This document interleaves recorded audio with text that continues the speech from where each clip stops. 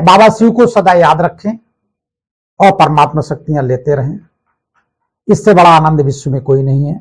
एक छोटा सा वीडियो मैं बनाना चाहता हूं। एक प्रश्न आया है, काला और गोरे में क्या अंतर है, और काला गोरा होता क्यों है? काले मनुष्य या स्त्री, काली गोरी मनुष्य या स्त्री, ऐसा क्यों होता है? दो कलर क्यों? देखिए, भगवान ने सबको गोरा ही बनाया था। कोई भी देवी देवता हमारे सब देखना गोरे ही होंगे, सब देवी देवता हमारे गोरे होंगे। हाँ, श्रीनाथ का जो विष्णु जी का चित्र है वो काला होगा, ध्यान रखिएगा। काली जी का चित्र काला होगा, जबकि देवी है।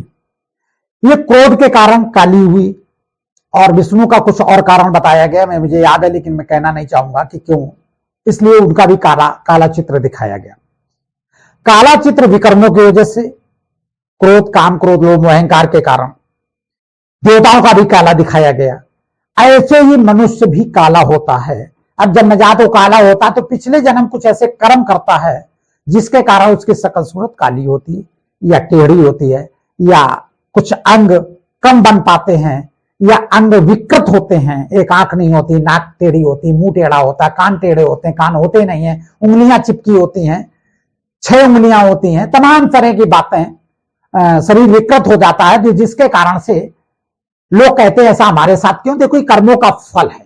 बहुत लोग हमने देखे गोरे चिट्टे हैं, बहुत अच्छा है, बहुत अच्छा बॉडी, आकर्षक बॉडी है, और उसका दुरुपयोग करते हैं, विपरीत लिंग को आकर्षित करते हैं और उसके साथ व्यभिचार, पापाचार, अत्याचार करते हैं। तो भगवान भी कहता पाप इकट्ठा कर लो, अगली बार इतने काले और बदसूरत बना दिए जाओगे कि तुम्हें कोई पसंद नहीं करेगा।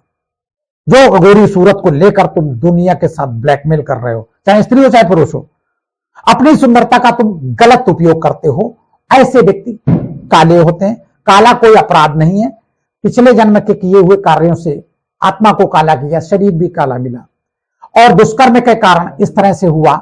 सभी पापी हैं, ऐसा नहीं है, गोरे भी पापी हैं, लेकिन गोरे इस जन्म में होकर वो पाप करेंगे तो अगले जन्म दुर्गति होगी उनकी। तो कहीं ना कहीं अंग की बनावट या कलर, ये हमारे पिछले जन्मों का कोई ना कोई प्रभाव है, और काला गोरा इसी कारण से होता है। जाति पात से इससे कोई मतलब नहीं, सिर्फ यही मतलब है कि हमारे अच्छे संस्कार हमारी आत्मा को भी गोरा करते हैं, हमारे शरीर शकल को भी सुंदर और सुडौल बनाते हैं, आकर्षक बनाते हैं।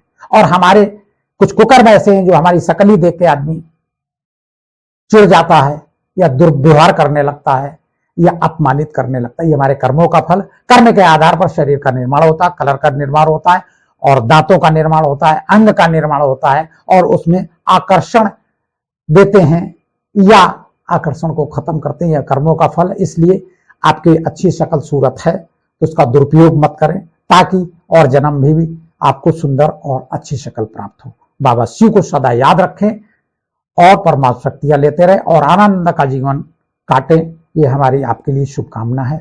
मेरे वीडियो सब्सक्राइब करें और लाइक करें, प्रश्न डालें, और फोन से भी बात कर सकते हैं। किसी के घर में कोई कलेश अशांति है तो कृपया मुझसे काउंसलिंग आप करा सकते हैं। बाबा शिव को सदा याद रखें और आनंद का जीवन जिएं। बाबा शिव।